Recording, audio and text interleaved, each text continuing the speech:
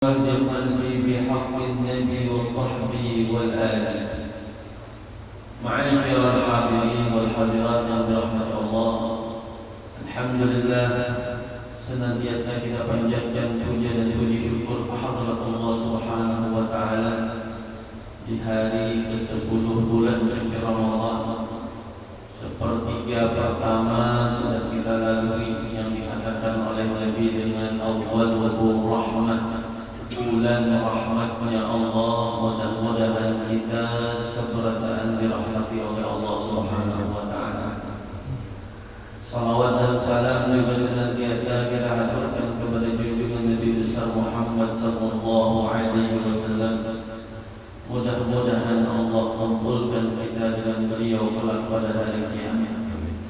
Ma'asyiral hadirin wal hadirat yang dirahmati Allah Subhanahu wa taala. Melanjutkan kaji kita di dalam kitab Bidayatul Hidayah, yaitu sampaikan kita kepada adab tatkala kita ingin melaksanakan atau persiapan daripada melaksanakan salat, terutama salat di awal, yaitu salat zuhur, yang mana pada sebelumnya dianjurkan untuk kita untuk istirahat atau tidur sebentar sebelum masuknya waktu zuhur, yang disebut dengan tidur qailulah. Makanya dari bahasa Arab qailulah itu artinya sedikit atau sebentar. Umumnya jam 11 bangun jam 2, mau bingakan satu mati setengah jalan sekumat. Yang sekumat itu, yang sebentar itu sebelum zuhur, tapi dampaknya luar biasa untuk kita bangun malam. Mudah bangun malam, kuat dalam mengantuk bangun malam, itu berkat tidurnya kita sebelum zuhur. Itu manfaatnya. Itu yang dikatakan oleh Nabi dan itu yang diteliti oleh medis. Silakan kita survei dari penjelasan para medis pun ternyata tidur di waktu sebelum tergelincir matahari itu adalah tidur yang baik, dalam waktu yang sangat bagus untuk tubuh kita, terutama untuk bangun di malam hari, yaitu di waktu tahajud itu. Bahkan di sini ada catatan mengatakan bahwa jika memang engkau tidak tidur, kata Imam Ghazali, dan tidak juga sibuk dengan pekerjaan, pegawai kada juga, buring kada juga, maka sibukkanlah dirimu bis shalah wa dzikir, dengan salat dan zikir. Namanya kada gawian yang baik-baik zikir itu umum ya.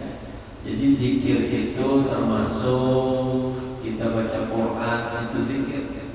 Kita menuntut ilmu, itu zikir, namanya majlis zikir. Baca tasbih, baca tahmid, istighfar, salawat, itu juga disebut dengan zikir. Baca dalail, juga zikir.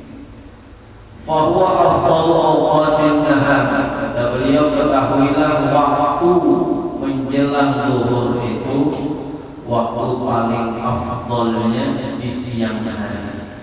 Umumnya di malam hari, waktu paling afdal itu sebelum subuh. Waktu kita sahur itu waktu afdal. Kalau di siang hari, waktu yang paling afdal di waktu menjelang waktu zuhur. Li'annahu waktu ghaflatin nas, karena waktu itu adalah waktu banyaknya manusia lalai dari Allah. Manusia banyak yang lupa terhadap Allah. Maka apabila kita berzikir di waktu itu, kita adalah salah satu kelompok yang mengingat akan Allah di saat orang-orang banyak lalai kepada Allah. Kan itu alasan kenapa jadi waktu paling utama ibadah. Kenapa tepat malam waktu paling utama ibadah? Karena kebanyakan manusia sedang lalai dari Allah, tidur terlelap. Lalu kita bangun, maka pastilah kita menjadi salah satu orang yang menjadi pusat perhatiannya Allah. Tampil beda di saat orang melupakan Allah. Lalu kita ingat, itulah di waktu zuhur dan juga di waktu tahajud tersebut. Dan sibuknya mereka para manusia itu dihubungi dunia dengan urusan-urusan dunia. Sibuk. Apalagi jam-jamnya itu kita ada memikirkan yang namanya ibadah, zikir dan sebagainya. Lagi rame-ramenya, sibuk-sibuknya waktu kita untuk berjualan, bekerja. Ada waqtu tuftahu abwabus sama fa uhibbu an yurfa'ani fihi 'amalun salih. Kata Nabi sallallahu alaihi wasallam, waktu zuhur itu adalah waktu yang dibukakan padanya pintu-pintu langit. Fa'uhibbu, dan aku, kata Nabi, sangat senang jika diangkat amalku pada waktu itu, aku dalam melakukan amal yang baik. Makanya beliau melakukan salat qabliyatul zuhur, karena di waktu itu waktu dibukakannya pintu-pintu langitnya Allah. Maka beliau Nabi SAW sangat ingin menyukai setiap amal diserahkan itu yang tampak beliau sedang mengerjakan amal kebaikan. Wa hadhihi al-arba'a qabla dhuhur sunnah muakkadah, dan adalah 4 rakaat sebelum zuhur ini hukumnya sunnah muakkadah, sunnah yang sangat dianjurkan. Artinya sunnah muakkad itu dengan sunnah biasa adalah ketika disebut sunnah muakkad, artinya Nabi belum pernah meninggalkannya, baik ketika beliau bepergian ataupun ketika Nabi tidak bepergian. Itu kada pernah ditinggalkan oleh Nabi, namanya sunnah muakkadah. Hampir wajib, cuman hukumnya masih sunnah. Ada yang hukumnya sunnah biasa, Nabi sekali 2 kali ada meninggalkannya. Tapi ketika disebut sunnah muakkad, berarti Nabi tidak pernah meninggalkannya, baik dalam keadaan musafir, bepergian, ataupun tidak dalam keadaan musafir. Jadi sunnah qobliyah 4 rakaat sebelum zuhur, dan ini biasanya Nabi SAW itu mengerjakannya baik-baik 4 rakaat 1 kali salam langsung. Jadi habis dia 2 rakaat bangkit lagi berdiri, ada pakai tasyahud awal ya.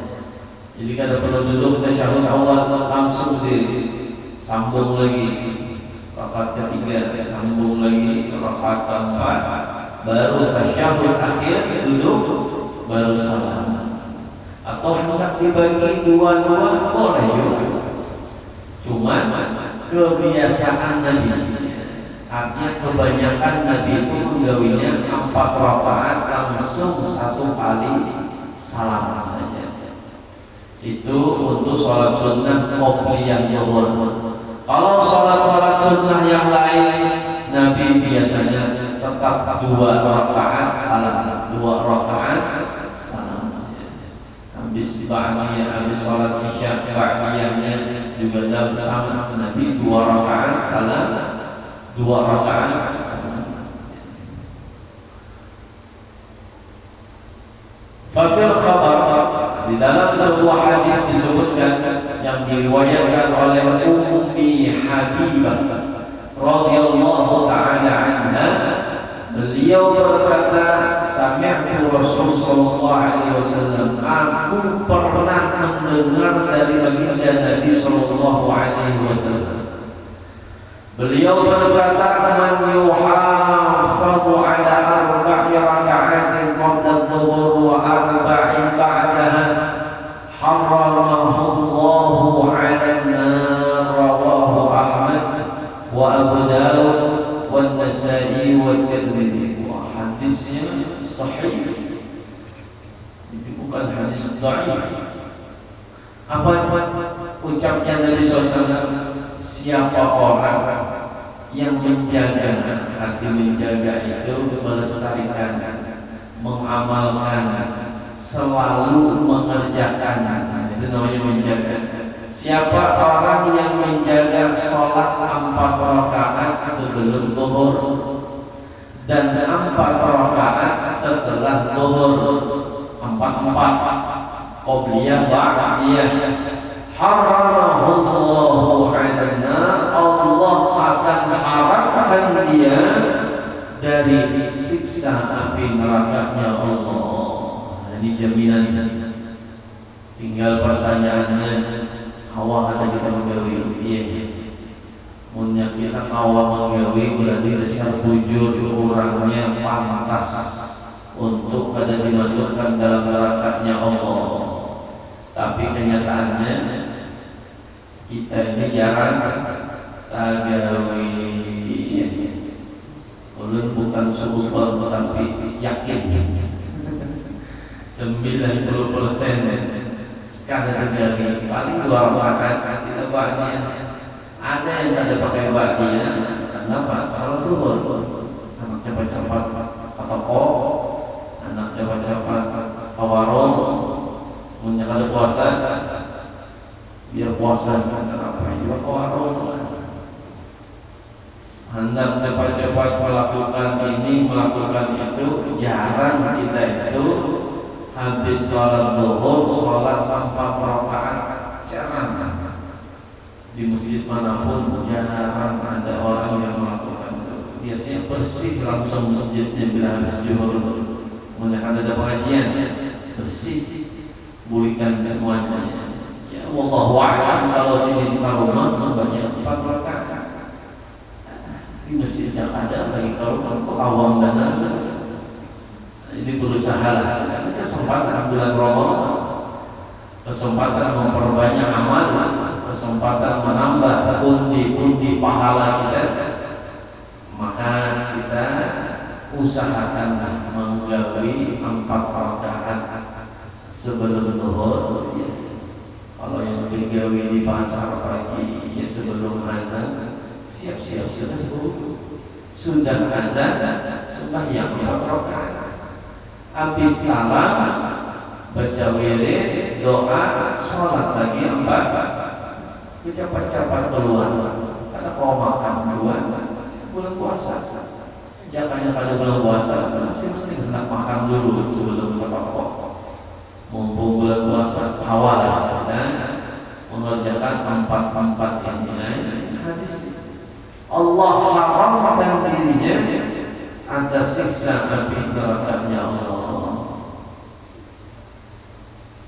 Dalam hadis yang lain Nabi Ayyub radhiyallahu anhu dari Nabi SAW beliau berkata, 4 rakaat sebelum zuhur maka tidaklah ada di dalamnya itu kecuali keselamatan bagi orang yang mengerjakannya. Keselamatan mungkin keselamatan dunia, lebih-lebih keselamatan di akhirat. Tuftah lahunna abwabus sama, dibukakan pada waktu 4 rakaat sebelum zuhur itu qobliyah, pintu-pintu langitnya Allah. Ini mustajab doa siang-siang kita minta doa, kita minta hajat-hajat kita kepada Allah Subhanahu wa ta'ala.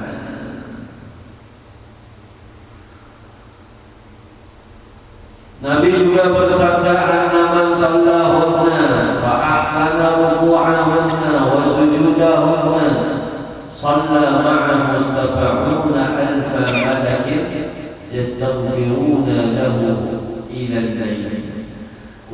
Nabi Shallallahu Alaihi Wasallam, siapa orang yang melaksanakan sholat 4 rakaat sebelum zuhur, dia perbaiki ruku'nya dan sujudnya, artinya dia perbaiki, dia sempurnakan dalam sholatnya itu, ruku'nya sempurna, tasbihnya 3 kali, sujudnya sempurna, dia baca tasbihnya 3 kali. Nah, orang yang melakukan sholat 4 rakaat sebelum zuhur dengan baik, dengan sempurna, mengerjakan sunnah-sunnah, sholat ma'ahu sab'una alfa malak, sholat bersamanya orang itu 70.000 malaikat. Masya Allah. Yastaghfiruna lahu ilal lail, yang 70.000 malaikat ini memintakan ampunan untuknya sampai malam hari, dari siang sampai ke malam. Itu malaikat 70.000 memintakan ampunan untuk orang yang sholat 4 rakaat sebelum zuhur. Siapa yang ada membutuhkan ampunan Allah? Karena kita ini al-insan mahallul khata' wan nisyan. Manusia ini sarangnya luput, sarangnya salah, sarangnya lupa. Tidak ada manusia itu tidak pernah lupa, pasti pernah. Apalagi semakin bertuhan, semakin banyak lupanya. Mengerjakan ini kada ingat, itu kada ingat, tambah banyak kerugian, tambah banyak pikiran, tambah banyak lupanya. Banyak lupa, banyak salah jadinya. Itulah sifatnya manusia. Baik kita itu salah dengan manusia, baik kita salah dengan Allah. Maka dengan mengharap ampunan dari malaikat-malaikatnya Allah bagi orang yang melaksanakan 4 rakaat sebelum zuhur. Setelah selesai mengerjakan qobliyah, kata beliau, "Tsumma tusalli al-fardha ma'al imam." Kemudian salatlah engkau salat fardhu zuhur bersama imam, berjamaah. Untuk Ramadan ini kita berjamaah 5 waktu. Maghrib dulu aja, usahakan kalian. Namun yang buka di rumah memang alih, apalagi masing-masing umat belum makan, ada berbinan berpanggilan belum makan, ada kerasa jam 7 berbuka setengah 7, setengah jam ada berbinan untuk lumpia galung, bingka galung, apam balung, lauk banyak, minum 3 buting, warnanya macam-macam, ada kuning, ada hijau, ada es campur. Kayak apa kita ini anak sehat, puasanya ada makanan sehat, yang ada tambah naik gulanya, tambah naik darahnya, jamin. Kalau puasa kita masih balas dendam, bukannya masih balas dendam. Padahal puasa itu menyehatkan, sangat menyehatkan. 12 jam kita kada makan, kada minum, sahur kita kada banyak, energi dipakai dari makanan sahur habis, maka tubuh akan menggerogoti lemak di tubuh kita sebagai energi yang kita pegawai. Karena kada mungkin habis energi di tubuh, masih banyak lemak. Sudah lemaknya habis, dicarinya lagi yang lain, maka otomatis orang puasa itu akan turun lemaknya, turun gulanya, turun darah tensinya, itu pasti. Cuma ketika kita berbuka, di situ error lagi. gulanya naik. Kenapa? Yang manisnya banyak. Lemaknya naik. Kenapa? Gorengan aja lumpia habis 5 butik. Tahu goreng belum, yang lain-lainnya belum. Langsung makanan nasi ini itu, ya langsung naik lagi tensi kita. Ya. Jadi Nabi itu pada saat sebetulnya mengatakan sumu tasihhu, kata Nabi, puasa kalian niscaya akan menjadi sehat. Puasa itu menyehatkan. Makanya contoh berbuka puasanya Nabi Sallallahu Alaihi Wasallam. Nabi itu bukanya kurma, air putih, sudah berdoa karena waktunya mustajab. Selesai langsung sholat. Tidak ada zaman Nabi belum lumpia, tahu isi belum ada juga. Habis sholat maghrib baru kalau mau nyantap masakan, silakan. Sudah mesinnya, jadi perutnya itu sudah bekerja, sudah stabil. Ini mesinnya masih memulai, langsung disuruh pekerjaan yang berat untuk mengelola makanan yang besar. Dia kewalahan. Akhirnya karena dia kewalahan, naiklah semuanya. Darahnya naik, gulanya naik. Jadi itu penting bagi kita yang sudah berumur ini, ya, kita jaga kesehatan. Ini memang berbuka itu nafsu, ya, nafsuan, apalagi hari pertama puasa.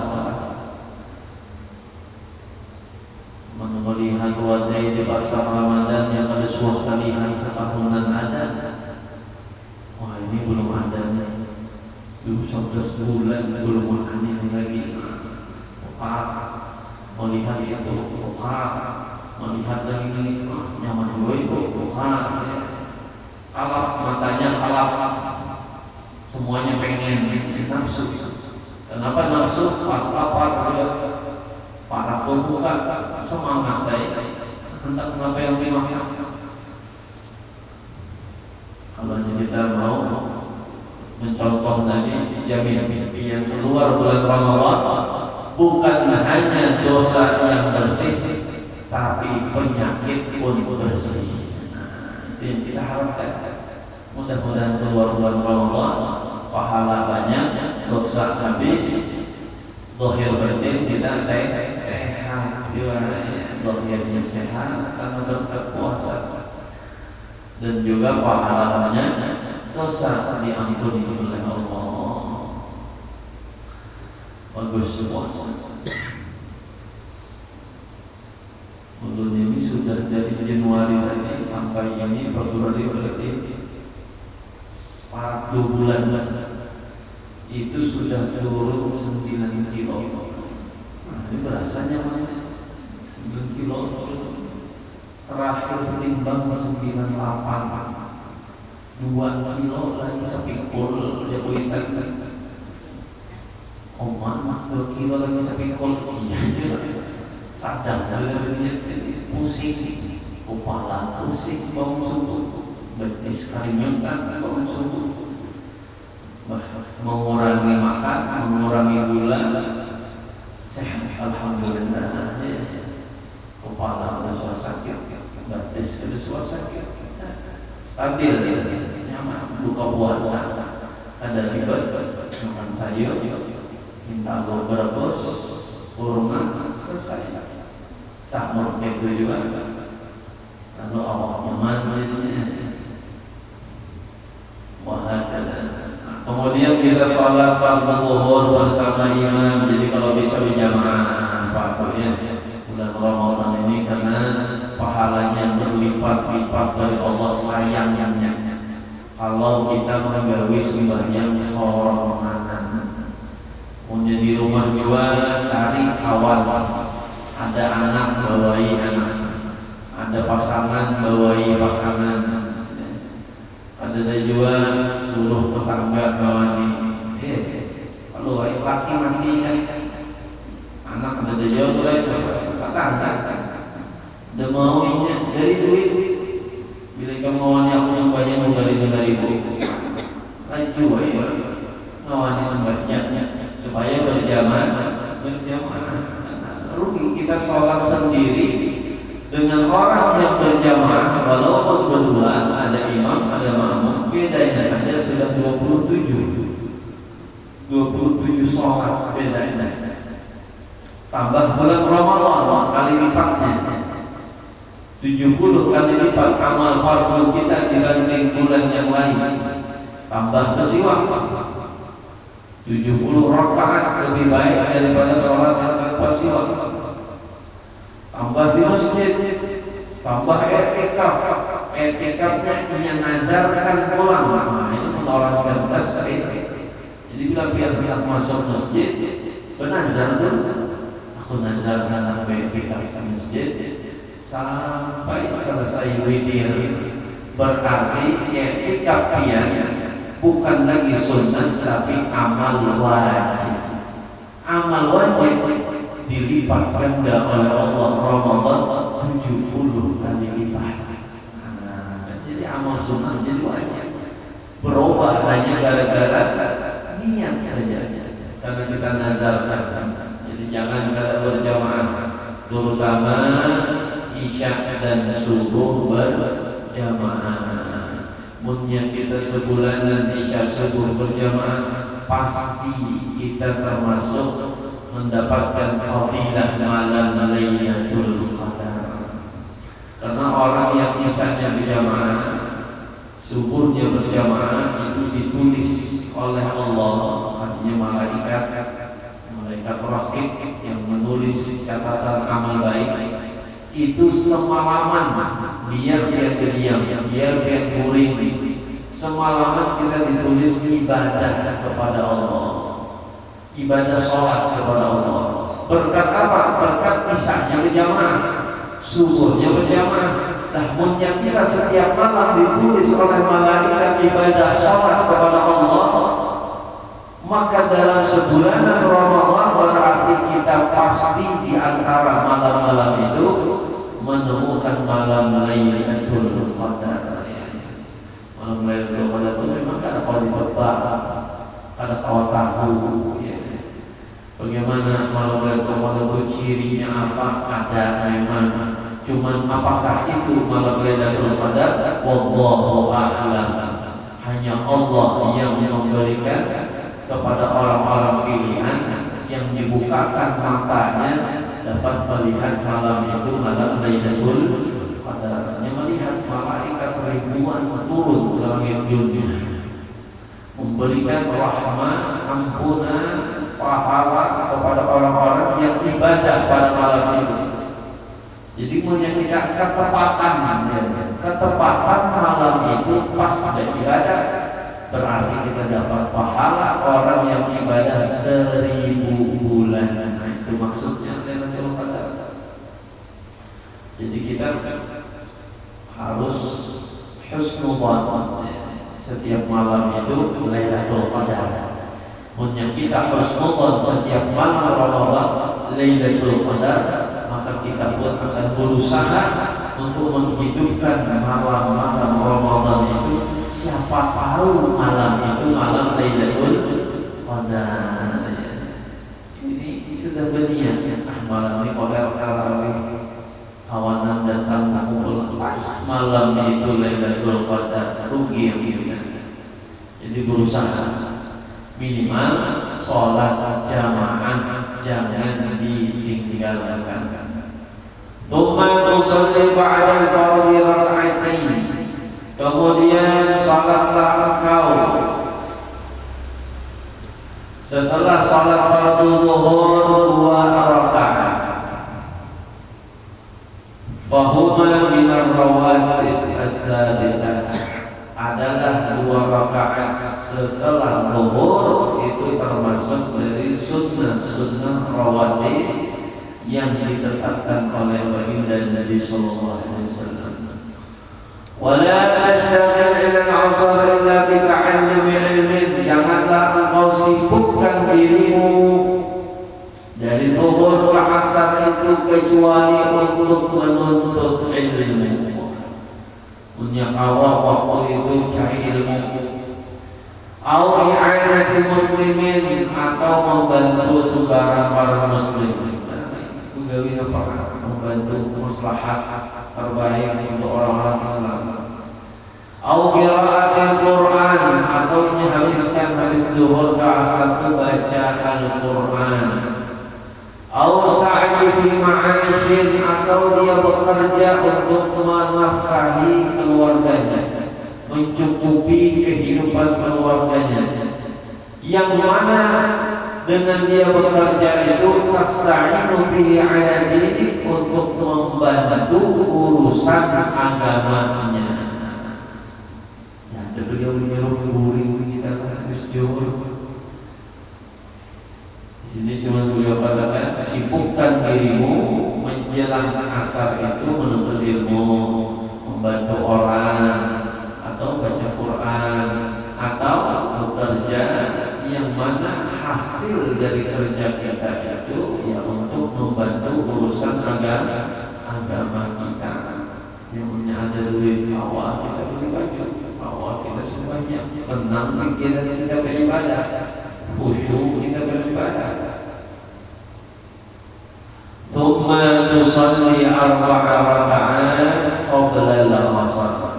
Kemudian kata beliau, salatlah engkau 4 rakaat sebelum asar. Wahia sunnah muakkadah, karena 4 rakaat sebelum asar itu adalah sunnah muakkad. Waqad qala Rasulullah SAW, syukur telah berkata baginda Nabi sallallahu alaihi wasallam, rahimallahu ra'an shalla 4 qabla al-'asr. Allah telah merahmati orang yang salat 4 rakaat sebelum asar. Ba'da qabliyah. Allahu akbar, Allahu akbar, asar. Salat sunnah kita 4 rakaat. Kalau yang qabliyah asar ini 2 kali salatnya. Nabi itu yang mengerjakan sekali salat hanya qabliyah zuhur. Jadi 2 rakaat, 2 rakaat. Kenapa menjadi sangat dianjurkan kata Imam Ghazali? Karena Nabi mendoakan. Ini yang kita cari. Kita ketika melaksanakan 4 rakaat sebelum asar, kita didoakan oleh Nabi. Yang mana doa Nabi itu pasti mustajab. Doa Nabi itu tidak mungkin ditolak oleh Allah. Doa Nabi pasti diijabah oleh Allah. Wala sawfa yu'tika rabbuka fatarda. Apapun yang Nabi inginkan diberi pasti oleh Allah. Itulah begitu cintanya Allah dengan baginda Nabi SAW.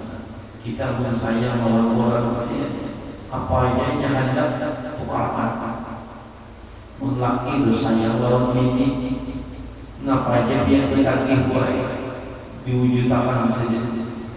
Hendak ini yang lain konsol, hendak itu yang lain siap, itu lakinya sayang jadi lawan bininya. Kita lawan anak saya yang mau ini kita berikan, kita lakukan. Allah dengan Nabi Muhammad, apa saja yang diinginkan Nabi Allah wujudkan. Bahkan Nabi belum minta saja Allah sudah tahu apa yang diinginkan oleh Nabi, seperti perpindahan kiblat kemarin itu. Nah ini kenapa kita 4 rakaat sebelum asar? Karena dapat doa dari Nabi. Apa yang didoakan oleh Nabi? Mudah-mudahan Allah merahmati orang yang sholat 4 rakaat sebelum asar. Maka bila kita mengerjakan 4 rakaat sebelum asar, kita adalah hamba-hamba yang dirahmati oleh Allah Subhanahu wa Ta'ala. Nah, ini yang dibicara. Yang dibicara dari kita itu melakukan sholat 4 rakaat sebelum asar qabliyah. Fajtahid an yanalaka du'aahu, maka bersungguh-sungguhlah kata beliau untuk kita mendapatkan dari doanya Nabi tersebut. Wala tashtagil ba'da al-'asar illa bimisli ma sabaq, dan janganlah kau sibukkan waktumu setelah asar kecuali dengan sesuatu yang telah disebutkan tadi, menuntut ilmu, membantu orang, baca Quran atau bekerja. Jangan sampai kita kuring habis asar. Bahkan Nabi mengatakan naum ba'dal asar turithul junun, orang kuring habis asar itu mewarisi gila. Nah, jadi hati-hati kuring habis asar. Kalau bina stres, kalau bina Tuhannya, bina menggila, ya, bina stres, bina gila. Kalau diingat-ingat, oh bahaya, bila boleh begawi asar guring di rumah setiap habis asar. Makanya ada tapi peringatan ini, bina pikun, bina gila, bina ketawa sorangan. Nah ini kenapa? Sebabnya guring habis asar itu mewarisi daripada gila. Jadi jangan, kalau bisa jangan sampai kita guring habis asar. Seuyuh-uyuhnya apakah digawe supaya kalian mengantuk, supaya kalian terguring habis asar. Jadi luar-luar Ramadan minum kopi kan, bawa ini bila uyuh, bawa itu, duduk di sini, bawa ke jalan, bawa bersepeda, bawa terserah saja, supaya solusi agar kita itu pada terguring habis asar. Karena kalau bagus ujar orang Badai, pamali goreng habis asar. Jadi pamali orang Badai itu ada salah. Jadi bila orang Badai mengatakan pamali itu biasanya ada tuh alasan, dan alasannya tepat aja. Termasuk kuring habis asar yang paling dari pamali. Sekalinya dampaknya dapat membuat kita itu gila. Guring kenapa pada dianjurkan ke siang habis zuhur tadi? Karena kalau kita gunakan waktu kita tidur dan kita tidak bangun untuk sholat tahajud di malam hari, berarti guringnya kita itu sia-sia. Tidurnya kita siang itu menghabiskan umur aja, ya, membuang-buang waktu dan kesempatan. Boleh kita tidur siang, tapi malamnya harus bangun sebelum subuh tahajud maksudnya. Makanya di sini Nabi SAW mengatakan ada 3 sebab, bukan Nabi, ulama mengatakan, tapi ulama menyimpulkan dari hadis Nabi SAW ada 3 yang sangat dipuji oleh Allah. Nah, ini kita usahakan hindari. Yang pertama, ad-dhahku bi ghairi ajab, ay bi ghairi sabab. Tertawa tanpa adanya sebab alasan. Itu ada terus. Itu sesuatu yang dibenci oleh Allah. Wah, ini banyak orang-orang tertawa ada sebabnya. Ini melihat HP. Dan itu sudah ada hadis Nabi SAW yang mengatakan bahwa nanti di akhir zaman ada orang-orang yang bertanduk kepalanya. Kalau kita cerna hadis Nabi ini, manusia apa yang bertanduk? Sekarang antena berbanding dengan HP, dan dia itu tertawa sendiri. Apa sih? Kayak orang gila. Ya, biar di jalan.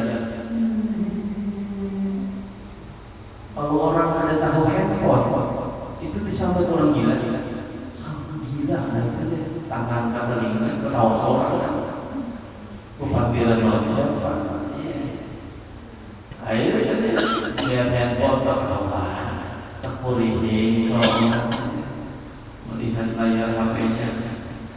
Tertawa tanpa sebab itu dibenci oleh Allah. Yang kedua, wal akal min ghairi jur', makan tanpa ada rasa lapar. Artinya perutnya itu sudah isi, sudah makan pula, nyemil pula. Nah, orang yang ketujuh makan setelah makan itu orang yang dibenci oleh Allah. Yang ketiga, naumun nahar min ghairi sahrin bil lail, orang yang tidur siang cuma tidak bangun untuk melakukan ibadah di malam hari. Siang guring kan, semalamnya ada 4 salat tarawih. Nah, ini dibenci oleh Allah. Istirahat dan siang ngecek, mestinya malam tarawih, mestinya subuh dia bangun sahur tahajud. Ini dia tidak tarawih. Inilah orang yang dibenci oleh Allah Subhanahu wa ta'ala. Nanti kita lanjutkan amaliyah setelah asar. Kita hidayah, bimbingan adab-adab dalam kita menjalani seharian yang kita dari guri, bangun guri, ke WC, pakai baju, apa yang dilakukan sebelum ke masjid, sampai di masjid, sholat zuhur, sholat asar. Kalau kita mengamalkan ini, jadi wali kita sebutkan di sini Ghazali ini kita amalkan dulu. Ada 3 murid yang mereka itu berusaha telah mengamalkan kitab Hidayatul Hidayah ini. Kan kitabnya ini kecil aja. Ada yang dijual orang sini kayak HP gede aja, tebalnya sini. Artinya dibikin cetakan kecil, tulisan.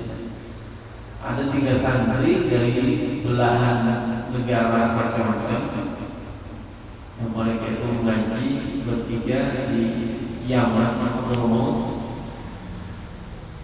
lalu mereka pun mengamalkan semua isi kitabnya Imam Ghazali ini, Hidayatul Hidayah, dan 3-tiganya mendapatkan kemuliaan dari Allah. Pertama sekali mereka bertiga cerita dengan yang lain, satu dengan yang lain.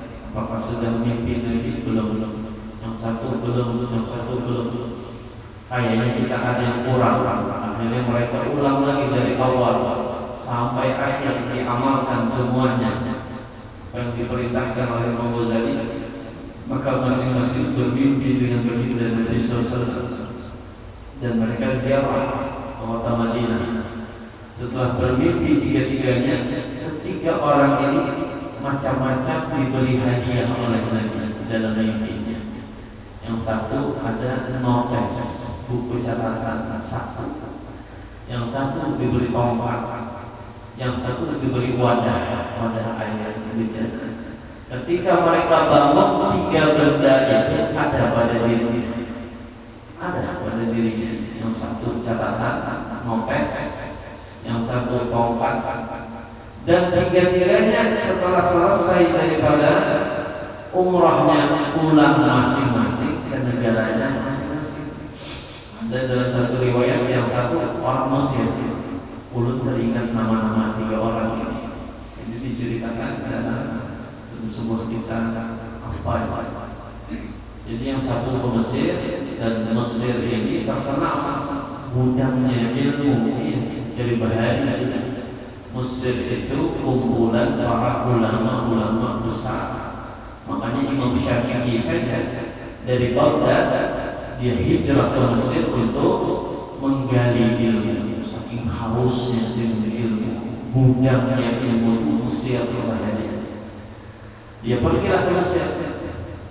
Ternyata di Mesir baru meninggal rektornya Al-Azhar. Lalu mau diganti dengan rektor yang baru. Maka dalam pergantiannya itu dilakukan sebuah sidang pes sampai layak. Akhirnya semua orang berkumpul, kalangan ulama, kalangan orang saleh, kalangan para siswa para santri. Pertanyaannya dari 10 dewan jurinya, dewan guru ini adalah menulis sunnah sholat yang paling banyak.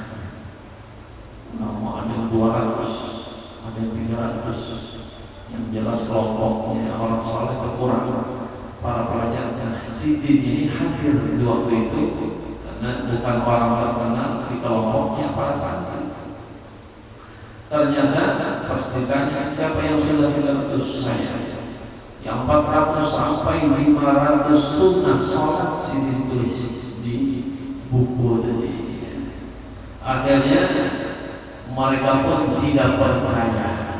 Siapa ini? Orang lain orang sholat, bukan orang alim besar. Maka disidang oleh 10 dewan guru besar, diberikan pertanyaan oleh 10 orang ini, dan semua dijawab oleh si santri ini, dia Sayyid Habib, dijawab oleh beliau, dan setiap beliau tidak tahu jawaban, dibuka notes yang dari Nabi itu ada jawabannya. Akhirnya waktu zuhur datang, sholat zuhur, ada yang iseng karena bukunya ditinggal situ. Ini kita ambil aja catatan notes nih. Soalnya setiapnya menjawab, nyontek harus melihat notesnya. Ada maka diambilnya. Lalu pada saat itu dia pun lanjut habis sholat zuhur, pertanyaan oleh 10 guru besar ini. Dia yang tidak bisa menjawab dan mencari notesnya hilang. Akhirnya dia pun marah saat itu, lalu mengeluarkan karomah. Karomah ini sesuatu yang di luar nalar. Kenapa zaman kita ini ada karomah itu jarang dari para ulama? Karena bisa menjadi fitnah. Zaman kita ini tidak percaya lagi sudah karomah, apalagi dengan canggihnya elektronik AI itu. Kalau dari orang saksi karomah Allah beri, akhirnya dia mengeluarkan karomah, jadi besar badannya, lampunya dimakan, orang semua takut, dikembalikan bukunya. Maka saat itu dia pun dilantik menjadi rektornya Azhar saat itu, dan mendapat pesan oleh gurunya di Yaman bahwa untuk jangan pernah lagi untuk mengeluarkan karomah di hadapan orang-orang, karena karomah bagi para wali itu seperti aib yang diketahui oleh orang lain. Jadi Tuhan wali itu kan ketujuh sebetulnya ketika ketahuan mereka itu memiliki sebuah karomah. Ini satu orang. Yang kedua tadi yang mengamalkan ini diberi tongkat, dan dia orang India. Orang India, orang daerah India itu kan ada satu daerah yang Muslim banyak. Dan di situ dia pun mendakwahi orang-orang sana, dan orang India itu saksi bisa terbang. Akhirnya dengan tongkatnya dia lempar tongkatnya, itu tongkatnya terbang memukuli orang India yang terbang dengan istidrajnya Allah itu. Karomah. Yang ketiga dia punya ayat, ini dalam riwayat orang Irak ada yang mengatakan Indonesia wallahu a'lam. Lalu beliau membawa wadah itu ketika di masyarakatnya banyak yang terkena penyakit wabah, maka beliau pun memakai wadah yang diberi oleh Nabi untuk diminum oleh masyarakatnya, dan berkat wadah itu Allah sembuhkan penyakit-penyakit mereka. Nah, inilah 3 karomah, 3 kemuliaan yang Allah berikan kepada 3 orang yang mengamalkan kita Bidayatul Hidayah ini. Jadi luar biasa. Makanya mereka 3 orang itu heran ketika mendapatkan hadiah dari Nabi itu kan bingung. Yang satu notes masuk akal untuk catatan, yang tongkat bingung, apa ini? Yang dapat wadah air ternyata setelah mereka melalui dakwah di masyarakatnya masing-masing, mereka menemukan manfaat apa yang diberikan mereka. Nah, mudah-mudahan kita yang mengkaji ini dapat ilmu, dapat pengetahuan, dengan itu bertambah nilai iman takwa kita, dan mudah-mudahan kita mendapat keberkahan dari kitab yang mulia ini karya Imam Al-Ghazali. Mudah-mudahan kita termasuk murid-muridnya beliau yang membaca kitabnya, dan mudah-mudahan kita pun mendapat syafaat beliau nantinya di hari kiamat nanti. Ala hadhihi al-Fatihah.